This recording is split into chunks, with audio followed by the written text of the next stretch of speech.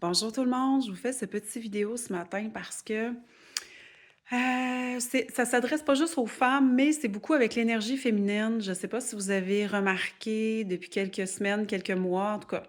Chez plusieurs personnes avec qui j'échange, des amis, tout ça, et puis des clients, ben en fait, on voit les femmes un changement dans dans nos cycles.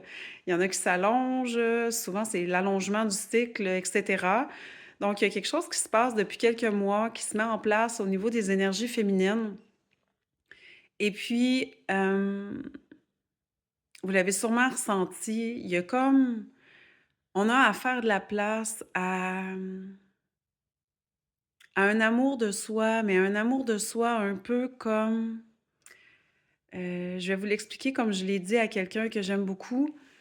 C'est comme si qu'on était un grand sage, puis qu'on se regardait soi, ou un aïeul ou un ancêtre, puis qu'on se regardait soi. On se regardait sur terre, faire notre vie, faire nos choses, avec un amour inimaginable, inconditionnel. Ben, c'est ça. C'est vraiment le moment. Là, il y a Pluton qui s'en va en Verseau, mais il y a aussi plein de planètes qui changent de signe, des grosses planètes, là. Il y a Saturne, il me semble que c'est Neptune aussi, en tout cas, bref, j'ai pas revérifié, mais il y a vraiment, vraiment Uranus aussi qui change. Puis, dépendamment, bien sûr, d'où est-ce que ça se positionne dans votre charte, mais en général, là, en ce moment, c'est être douceur pour soi, mais à un autre niveau. On n'est plus au niveau de genre, «Ah, je suis douce avec moi, là, je m'entraîne 3 fois par semaine, je donne ça à mon corps, tiens-toi». Non, c'est pas ça, c'est être présent à soi.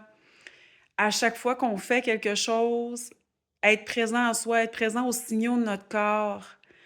Prendre le temps de se déposer un petit 5 minutes, 10 minutes, 15 minutes durant la journée, faire quelques respirations, se reconnecter à son corps physique.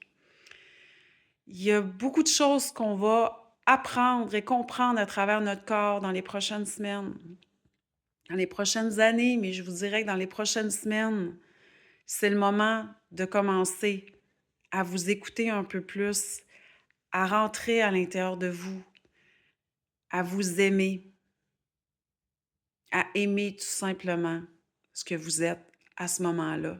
Parce qu'il y a personne qui va pouvoir faire ça pour vous. C'est super important de commencer à être plus douceur avec vous parce qu'il y a personne qui va le faire pour vous à ce point-là. En fait, ça sera jamais assez.